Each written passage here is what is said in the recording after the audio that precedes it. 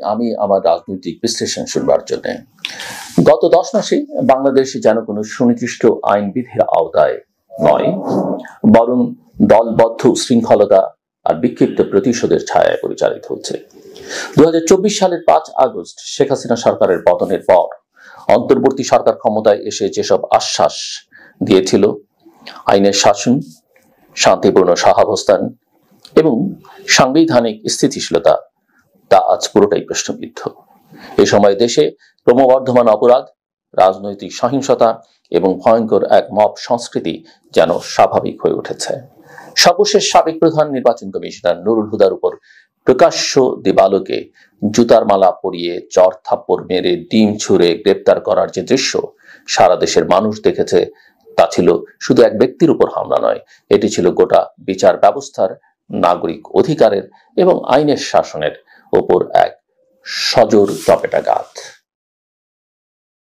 হ্যাঁ, এই প্রশ্ন কেউ তুলতেই পারে যে নুরুল হুদা কি মানুষের অধিকার খর্ব করেননি প্রধান নির্বাচন কমিশনার থাকাকালীন?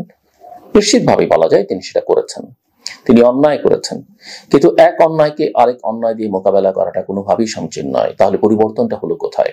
দেশে আইন আছে, বিচার ব্যবস্থা আছে, আমরা সেগুলোকে কেন উপেক্ষা করছি?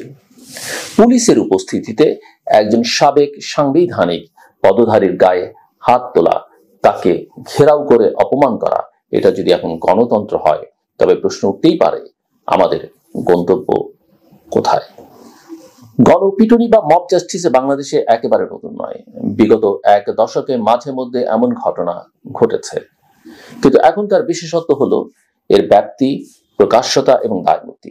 আইন ও সালিশ কেন্দ্রের হিসেব মতে গত 10 মাসেই 179 জন মানুষ মব হামলায় নিহত হয়েছেন। 2025 সালের প্রথম 6 মাসে নিহত হয়েছে 83 জন, অর্থাৎ প্রতি মাসে গড়ে 13 থেকে 14 জন। শুধু এই পরিসংখ্যানই বলে দেয় মব এখন নিছক বিচ্ছিন্ন প্রতিক্রিয়া নয়, বরং এটি হয়ে উঠেছে রাষ্ট্রচালিত নৈরাজ্যের একটি ছায়া কাঠামো। আর মব হামলাকারীরা কারা? এরা কোনো কাল্পনিক জনতা নয়। অনেক সময় দেখা যাচ্ছে স্থানীয় রাজনৈতিক কর্মীরা, এমনকি পুলিশ ও সেনাবাহিনীর প্রাক্তন সদস্যরাও এদের মধ্যে রয়েছেন।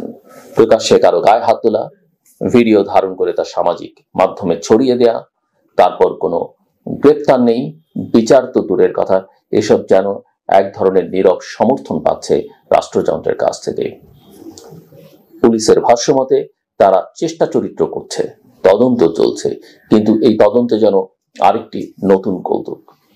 সাবেক সিইসি নুরুল হুদার ক্ষেত্রে এটি ছিল সবচেয়ে ভয়াবহ যে তার বিরুদ্ধে মামলা করবার পর রাজনৈতিক নেতারা তাকে গ্রেপ্তারের বদলে গণপিটুনির মাধ্যমে শাস্তি দিয়ে পুলিশের হাতে তুলে দেয়।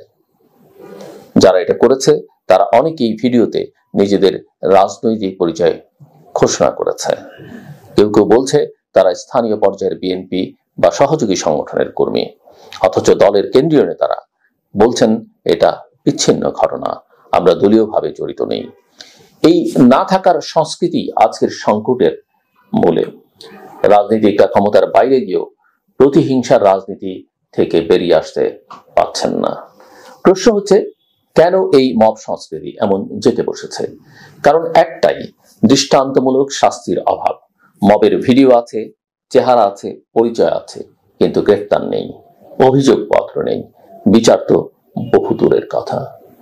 পুলিশের ভাষ্য বরাবরের মতো একটাই, তদন্ত চলছে, ফোর্স ছিল না, সংখ্যায় কম ছিলাম ইত্যাদি। অথচ এদের ভেতরে কয়েকজনই আবার পুলিশ কিংবা সেনাবাহিনীর সাবেক সদস্য।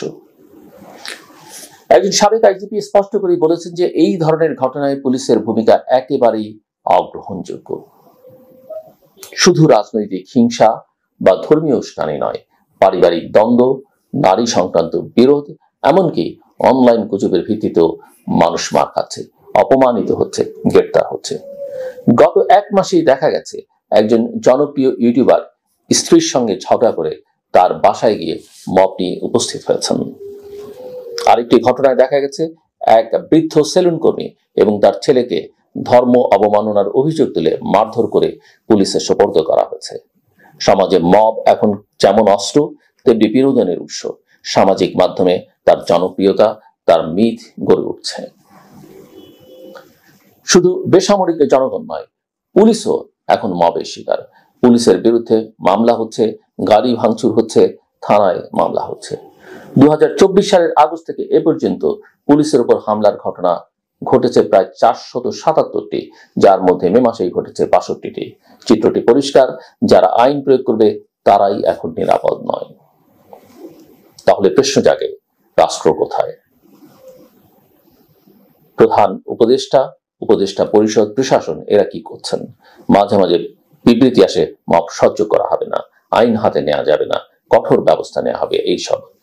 বাস্তবতা হলো এই বিবৃতি এখন একরকম তামাশায় পরিণত হয়েছে। যদি মবই বিচার করে তাহলে কোর্ট কাচারি পুলিশ প্রশাসন রাখার অর্থ কি? বিশ্লেষকদের মতে এই মব সংস্কৃতি রাজনৈতিক দায়িত্বহীনতার ফল। একদিকে ক্ষমতার দ্বন্দ্ব, অন্যদিকে রাজনৈতিক শূন্যতা, তার ভেতর সমাজে প্রতিশোধ আর উস্কানির জোয়ার।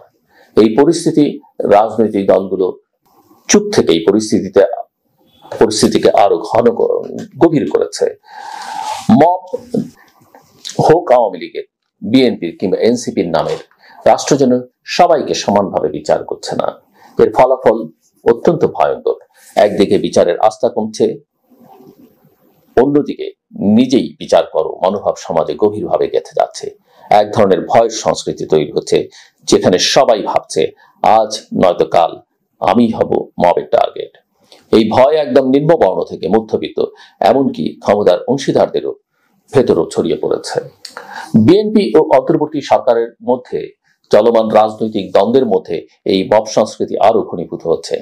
একটি পক্ষ বলছে সরকারের ব্যর্থতা, আরেক পক্ষ বলছে রাজনৈতিক প্রতিহিংসার বহিঃপ্রকাশ।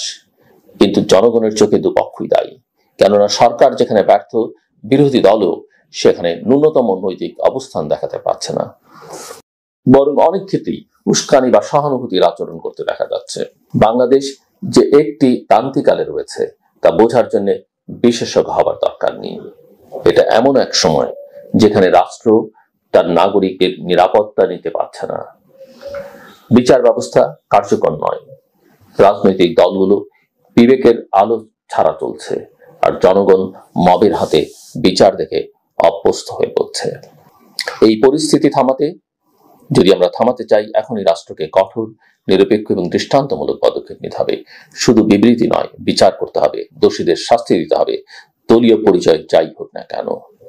পুলিশকে পুনর্গঠন করতে হবে, রাজনৈতিক দলগুলোকে তাদের ভেতরের সহিংস চক্র ভেঙে দিতে হবে, সমাজকে শোনাতে হবে আইনি শেষ কথা, লাঠি নয়।